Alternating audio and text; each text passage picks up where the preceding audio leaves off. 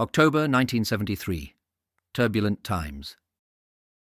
On the 9th of October, Elvis and Priscilla Presley divorced after 6 years of marriage. In Belfast, Brian Faulkner and the UUP were also on the verge of splitting amid tensions over potential power sharing. Political developments in October 1973.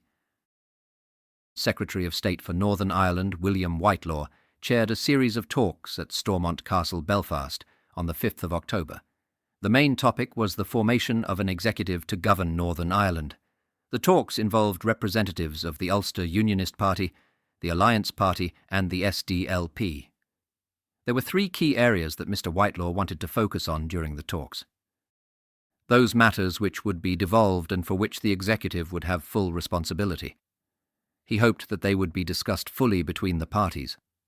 Those matters which were reserved to the Westminster government, primarily security. Under the Constitution Act, the executive would form an advisory committee to the Secretary of State on these matters, and the Secretary of State was willing to discuss them at any time with the parties, either together or singly, standing orders for the Assembly. This was entirely a matter for members of the Assembly, and it would be wrong for the Secretary of State to play any part. He would, however, be willing to help privately if the parties thought that would be desirable. The parties disagreed on internment, policing and the Council of Ireland. However, they made progress in other less controversial areas in the social and economic spheres. Just 3 days later, a group of Ulster Unionists who were opposed to sharing power with the Social Democratic and Labour Party called for the resignation of Ulster Unionist Party leader Brian Faulkner. Following the talks held at the beginning of the month, representatives of the UUP, the Alliance Party and the SDLP met again at Stormont Castle in Belfast on the 9th of October for further talks. The parties announced that they had reached an agreement on an economic and social programme. This preceded another meeting on the 16th, where representatives of the UUP, the Alliance Party, and the SDLP met again for additional talks on the possibility of a devolved government for Northern Ireland. The positions of the parties on matters related to law and order were beginning to move closer to each other, although there remained serious differences of opinion on specific issues. With the potential for power sharing on the horizon, the Standing Committee of the UUP held a vote to establish whether members would be allowed to take part. The vote came in 132 to 105 in favour of any future power sharing. While party leader Brian Faulkner expressed his public pleasure at the result, the narrowness of the victory was an indication of deep divisions within the UUP. Not quite a political development, but the craziest thing happened in October 1973. The IRA used a hijacked helicopter to free 3 of their members from the exercise yard of Mountjoy Prison, Dublin. One of those who escaped was the IRA Chief of Staff. He was later recaptured in December 1977. Shootings in October 1973. October 1st. UVF gunmen hijacked a taxi at Annadale Embankment in Belfast and shot and killed the passenger, Catholic civilian Eileen Doherty, 19. A 57-year-old man was charged in connection with the murder in 2010. October 3rd, ex-Ulster Defence Regiment soldier Ivan Venard, 32, was shot by the IRA while on a postal round, Kilwilkie, Lurgan, County Armagh.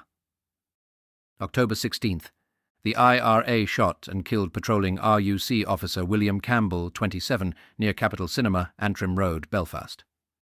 October 28th. An IRA sniper shot and killed patrolling British soldier Stephen Hall, 27, in Crossmaglen, County Armagh.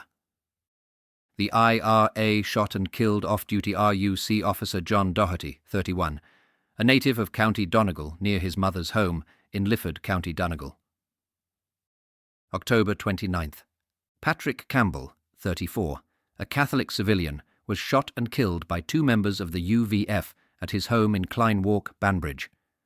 Later, it was alleged that Campbell had been killed by Robin the Jackal Jackson, who was a member of the Glenanne gang, plus 1 other UVF member. It was also alleged that Jackson was an RUC Special Branch agent. A week after the shooting, police found 79 rounds of ammunition at Jackson's home.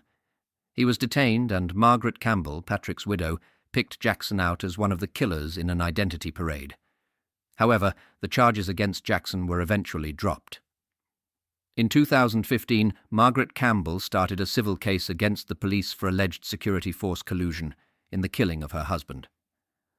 On the 21st of November 2021, the case was settled out of court, with Mrs. Campbell receiving a significant, undisclosed payment. Bombings in October 1973. October 2nd. An IRA incendiary bomb caused extensive damage to a department store in Colchester, Essex. Another IRA firebomb caused damage at Heathrow Airport. October 3rd. British soldier Lindsay Doby, 23, was killed by a booby trap bomb in a parcel that was left at Blythe Lane British Army Base, Cregan, Derry. October 4th. 4 people were injured when an IRA bomb exploded at a British Army Careers office in London. The UFF claimed responsibility for a grenade attack on a Catholic-owned pub near Banbridge. 6 people were hurt. October 12th. Civilian Raymond McAdam, 24, was killed in an IRA bomb attack on a shop Anagmore near Newtown Butler, County Fermanagh. October 22nd. The UDA detonated a bomb at Wilson's Bar on the Upper Newtownards Road, Belfast. A Protestant civilian, Ronald Fletcher, 46, who was walking by, was killed when part of the building collapsed. October 28th. A Catholic civilian was wounded by a booby-trap bomb planted by the UVF on a farm at Carnteal. He died on the 8th of November. Thank you for listening to this episode of Tales of the Troubles. If you liked it, please like and share with like-minded people. Stay tuned and enable notifications so that you don't miss the next episode.